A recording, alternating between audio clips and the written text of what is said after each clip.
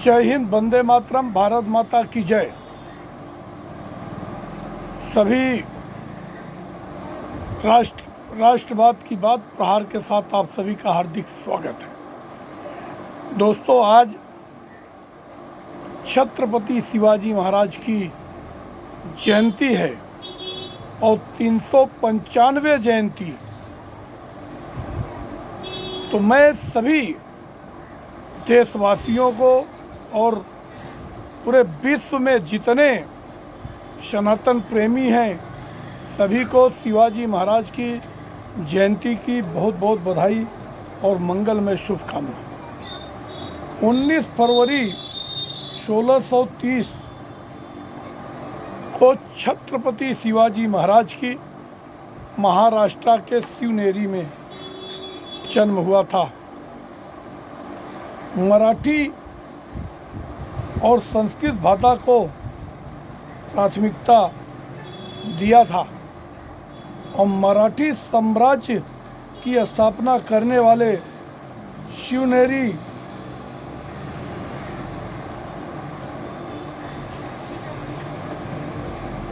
दुर्ग में का जन्म हुआ था और उनके पिताजी शाहजी भोसले बीजापुर के एक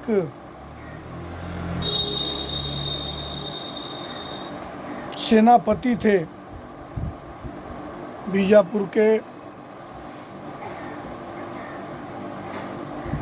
माता जीजाबाई बचपन में ही धर्म और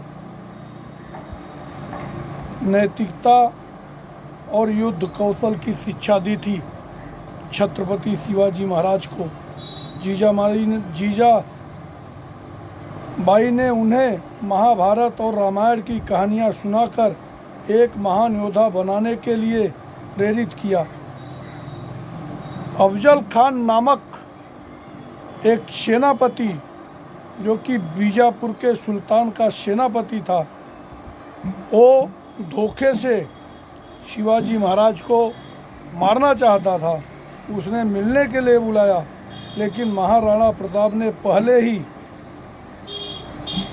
उसकी गद्दारी की भावना भांप लिए और गले लगे तो अपने नाखून से उसकी हत्या कर दी, वध कर दिया। औरंगजेब ने आगरा बुलाकर धोखे से बंदी बना लिया। आगरा के किले में कड़े पहरे में रखा गया, मगर छत्रपति शिवाजी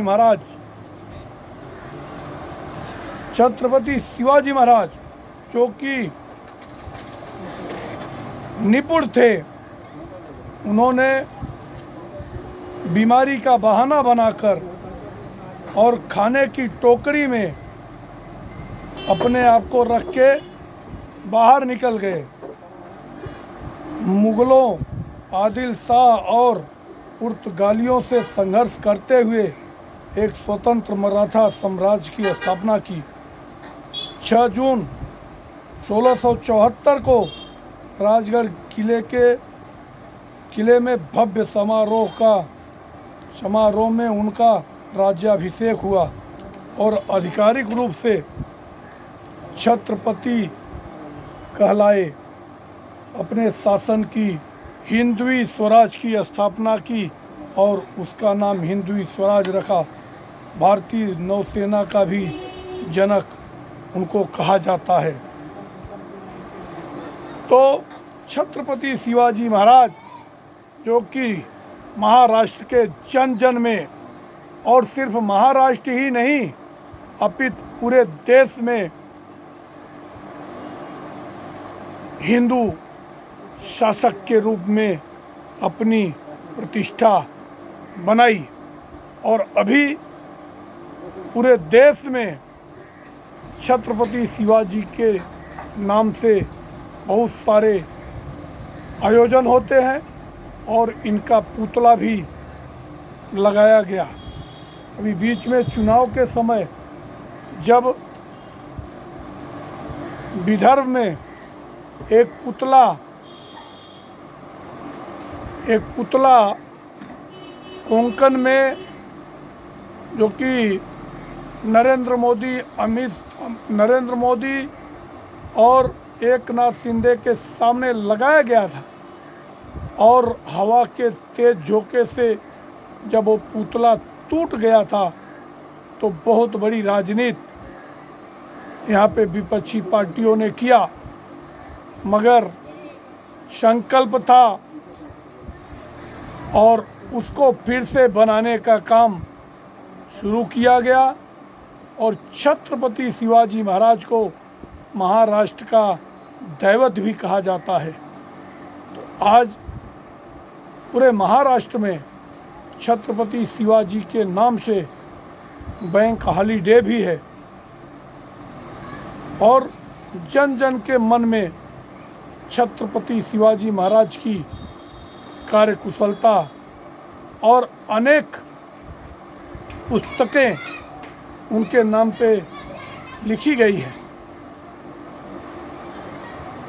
छत्रपति शिवाजी महाराज जो उनकी कौशल थी, और उनके सामने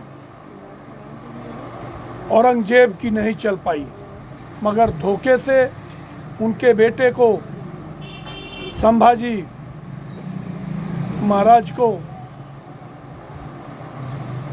मुगलों ने मार दिया था, और बाद में उसका बदला भी छत्रपति शिवाजी महाराज ने लिया। तो मैं सभी देशवासियों को छत्रपति शिवाजी महाराज के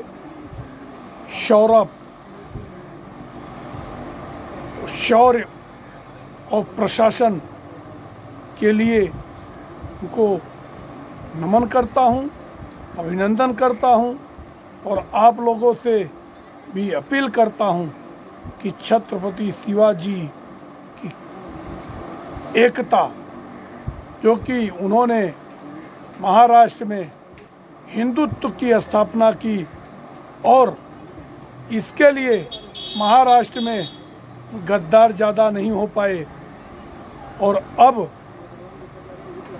उन्हीं के पद चिन्हों पे चलने वाली जो शिवसेना थी, मगर सत्ता के लिए उद्धव जी ने छत्रपति शिवाजी महाराज के विचारों को छोड़कर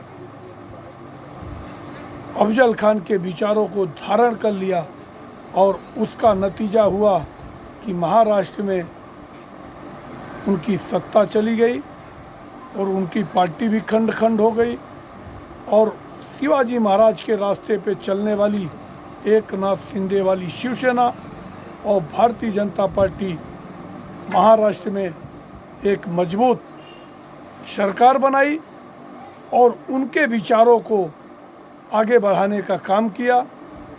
छत्रपति शिवाजी महाराज का महाराष्ट्र है, यहाँ पे अफजल खान और औरंगजेब का कोई फॉलोअर नहीं बचेगा। आप लोगों को हमारा कंटेंट अच्छा लगे तो चैनल सब्सक्राइब करें, और छत्रपति शिवाजी महाराज के 395वें जन्म जयंती के उपलक्ष्य में एक बार नमन करते हुए सबको बधाई देता हूँ। जय हिंद, वंदे मातरम, भारत माता की जय। धन्यवाद।